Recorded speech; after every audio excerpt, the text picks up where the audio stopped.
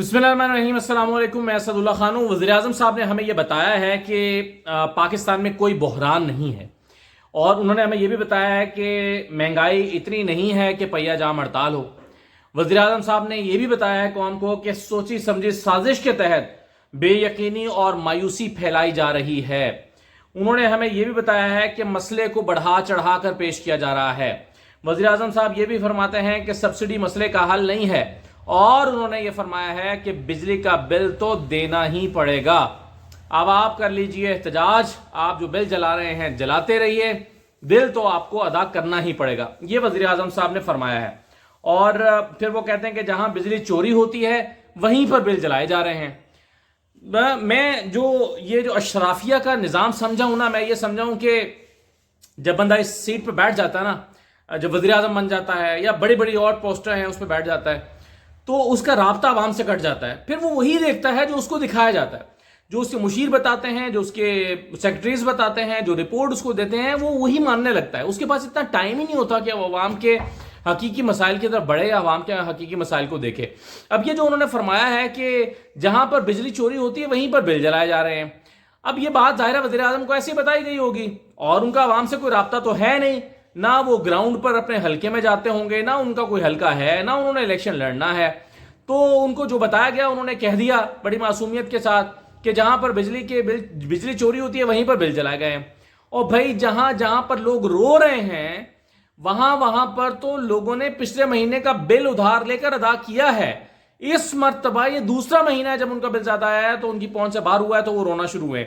लोगों की आंखों से आंसू जारी हैं, सोशल मीडिया पर क्लिप्स शेयर हो रहे हैं, और लोगों की सकत नहीं है कि वो बिल अदा करें। वज़ीर-ए-आज़म कहते हैं बिल तो देना ही पड़ेगा। आप रोइए, मरियम औरंगजेब साहबा की जबान में अगर मैं कहूं कि आप रोएं या पिटें, बिल तो आपको देना पड़ेगा। ये पैगाम दिया वज़ीर-ए-आज़म साहब ने। अब डॉन की हेडलाइन यही है कि consumers have no option but to पे बिल्स।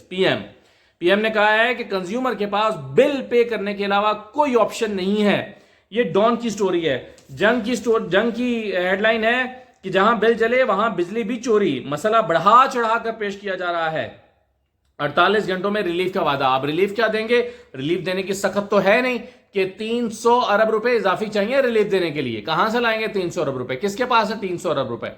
और जो है वो इसके अलावा वो कहते हैं कि बिजली का बिल तो देना होगा, सब्सिडी मसले का हल नहीं। IMF को तजावीज दी हैं, IPP से मुआहदे खौफनाक हैं, इंतखाबात की तारीख इलेक्शन कमीशन देगा। ये बातें कल वज़ीर-ए-आज़म ने सहाफ़ियों के साथ होने वाली मुलाकात में की हैं। अच्छा, इसके अलावा जो है वो मुख्तलिफ अखबारात में इसी नोयत की खबरें जो हैं वो लगी हुई हैं। निगरान वज़ीर-ए-आज़म कह रहे हैं कि अवाम को जल्द रिलीफ देंगे। कुछ अखबारात ये कह रहे हैं, लेकिन क्या रिलीफ देंगे? वो तो स्टेट ऑफ डिनाइल में है, मानते ही नहीं है कि कोई मसला है। वो कहते हैं बढ़ा चढ़ा के पेश किया जा रहा है, सोची समझी साजिश के तहत जो है वो चीज़ों को फैलाया जा रहा है। और ये तो आप जानते ही हैं कि पेट्रोल है वो 14 रुपये 91 रुपये बढ़ गया, और डीजल 18 रुपये 44 पैसे बढ़ गया, और 305 और 311 यानी 312 रुपये डीजल हो गया। असल महंगाई डीजल के बढ़ने के साथ होती है, क्योंकि पेट्रोल तो चले एंड कंज्यूमर पर असर डालता है, लेकिन या जिसने डलवाना उस पर असर डालता है। डीजल हर चीज़ को महंगी कर दिया है। मैं देखता हूँ कि जिस दिन डीजल बढ़ता है ना, तो जो भी चीज़ फर्ज करें आपने क्रश मंगवानी है, तो क्रश 65,000 की अगर गाड़ी आती है तो वो 70,000 की हो जाएगी। क्योंकि आज तेल बढ़ा है। कल एक गाड़ी जो है वो आपको एक रोड़ी सी मिलती है फ्रेश कच्चा कराने के लिए, वो अगर आप मंगवाएं तो परसों को 47,000 रुपये की गाड़ी आ रही थी, आज 52,000 रुपये की गाड़ी, 51,000 कोई 52,000 की दे रहा है। तो 52,000 की गाड़ी, ये इंपैक्ट आता है फौरन डीजल के महंगा होने से। और इसी तरह से हर चीज़ पे महंगा हो जाता है। जो कंस्ट्रक्शन कर रहे हैं उनको तो महसूस होता है कि उनकी जो है वो सीमेंट भी महंगा, रेत भी महंगी, हर चीज़ महंगी, क्योंकि हर चीज़ आनी डीजल में है। सब्जी महंगी हो जाती है, क्योंकि सब्जी भी गांव से आनी है, जहाँ से काश्त की है वहाँ से जब इस्लामाबाद पहुँचेगी, जब यहाँ तक पहुँचेगी तो वो दुगनी कीमत पर हो जाएगी। जिस तरह इस्लामाबाद जहाँ जहाँ पहुँचेगी, ज़ाहिर है उसके ऊपर डीजल बढ़ गया तो कैरिज बढ़ गया तो कीमत बढ़ गई। तो इसका एहसास लगता नहीं है कि वज़ीर-ए-आज़म को इसका एहसास है। दूसरा, इस वक्त जो पाकिस्तान का हुक्मरान तबका है ना, वो चाहे अस्करी तबका हो या चाहे हमारे जो मौजूदा निगरान हुकूमत या पंजाब की और खैबर पख्तूनख्वा की और बाकी सूबों की हुकूमतें हों, उन सबको एक चीज़ कन्विक्शन के साथ ये महसूस होती है। वो ये समझते हैं कि बहरान है नहीं, ये सिर्फ सोशल मीडिया का बहरान है। वो समझते हैं कि अगर सोशल मीडिया को कंट्रोल कर लें किसी तरह तो ये बहरान थम जाएगा। वो समझते हैं कि मीडिया ठीक हो गया है, मीडिया सही काम कर रहा है, मीडिया पर तूफान रुक चुका है, برائی اور مسائل کی اصل جڑ جو ہے وہ سوشل میڈیا ہے، اور کسی طرح اگر سوشل میڈیا قابو آ جائے تو بحران ختم ہو جائے گا، کیونکہ میڈیا تو اس وقت مکمل کنٹرولڈ ہے، جس کو کچھ لوگ کہتے ہیں کہ جی میڈیا رسپانسبل ہو گیا ہے، ہماری حکومت کے کچھ لوگ کہتے ہیں کہ میڈیا اب رسپانسبل ہو، مین اسٹریم میڈیا رسپانسبل ہو گیا ہے۔ نہیں جناب، مین اسٹریم میڈیا کنٹرولڈ ہو گیا ہے، اور آپ یہی کنٹرول سوشل میڈیا پہ چاہتے ہیں کہ سوشل میڈیا پہ کنٹرول ہو جائے۔ تو جب آپ سوشل میڈیا کو کنٹرول کرنا چاہتے ہیں تو آپ جب نہیں ہو پا رہا تو آپ سمجھتے ہیں کہ سوشل میڈیا جو ہے وہ پرابلم کی جڑ ہے۔ اب آپ دیکھیں یہ جو ہماری سوشل میڈیا ایپ ہے جس کو پہلے ٹویٹر کہتے تھے، اب وہ ایکس ہو چکی ہے، تو یہ جو ایکس ہے یہ اس میں جو نئی پالیسیز آ رہی ہیں اس میں تو وہ شاید بلاک کا آپشن بھی ختم کر رہے ہیں کہ کوئی شخص کسی کو بلاک بھی نہیں کر سکے گا۔ اس کی وجہ یہ ہے کہ وہ سمجھتے ہیں کہ ایکسپریشن جو ہے وہ جو آپ کا بولنے کی آزادی ہے وہ ہر شخص کا بنیادی حق ہے، اور آپ سمجھ رہے ہیں کہ اس کو ہر جگہ پر بین ہونا چاہیے۔ پاکستان میں ٹویٹر بین ہو جانا چاہیے، ایکس بین ہو جانا چاہیے، پاکستان میں یوٹیوب بین ہو جانا چاہیے۔ کیونکہ اب یہ وہ پلیٹ فارم بچے ہیں باقی جہاں پر آواز اٹھائی جا رہی ہے۔ فیک نیوز کے تو ہم پہلے دن سے مخالف ہیں، میں خود مخالف ہوں، اور میں کہتا ہوں آپ کو ان لوگوں کو جو تھمبنیل جھوٹی لکھتے ہیں ان کو مت دیکھا کریں، جنہوں نے بڑھا چڑھا کر جھوٹ لکھا ہے کہ فلاں گرفتار، فلاں پکڑا گیا، فلاں کو تھپڑ پڑ گیا، فلاں یہ ہو گیا، فلاں کو چماٹ مار دی گئی، کمرہ عدالت میں جو ہے وہ گھس کے فلاں کو مار دیا گیا۔ اس طرح کے جو لوگ لکھتے ہیں ان کو تو ویسے ہی نہیں دیکھنا چاہیے، اور ویسے آپس کی بات ہے، ان کا امپیکٹ بھی نہیں ہے۔ یہ میں کل کسی کو کہہ رہا تھا کہ جو سوشل میڈیا پہ جھوٹ بول رہے ہیں، مجھے کہا جاتا ہے کہ جی لوگ سوشل میڈیا پہ جھوٹ بول رہے ہیں، تو میں کہتا کہ جو جھوٹ بول رہے ہیں ان کا تو امپیکٹ ہی نہیں ہے، ان کا پتہ ہے کہ یہ جھوٹے ہیں، لیکن امپیکٹ انہی کا ہے بہرحال کہ جو ٹھیک بات کر رہے ہیں۔ اب بجلی کے بلوں کا معاملہ یہ جینوئن ایشو ہے، اگر سوشل میڈیا نے اس کو ہائی لائٹ کیا ہے تو یہ جھوٹ کی بات ہے ہی نہیں۔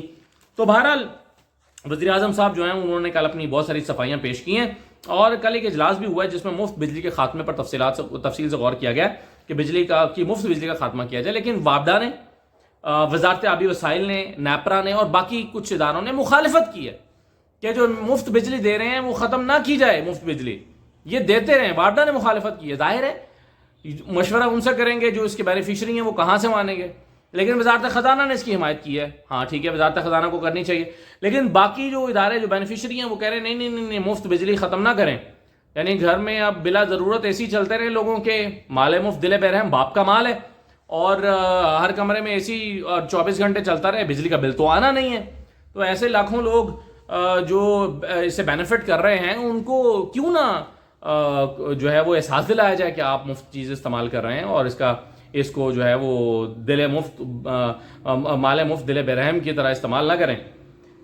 تو یہ ہے جی اس وقت صورتحال۔ اور دوسری طرف یہ ہے کہ ہیلتھ کارڈ پر جو ہے وہ قدغنیں بڑھتی جا رہی ہیں، یعنی ایک طرف عوام کی جیب میں ہے کچھ نہیں، ہیلتھ کارڈ پر اب آنکھ کی موتیے کا آپریشن بھی بند ہو گیا ہے، آنکھ کے موتیے کا آپریشن ہیلتھ کارڈ پہ بند ہو گیا ہے، اور اس کے علاوہ ہرنیا، اپینڈکس، پتے، پروسٹیٹ اور یوٹرس کے جو آپریشن ہیں اس پر 30% ادائیگی لازم قرار دے دی گئی ہے۔ آنے والے دنوں میں یہ 50% ہو جائے گی، 30% ادائیگی، پھر ہوتے ہوتے یہ بھی ختم ہو جائیں گے۔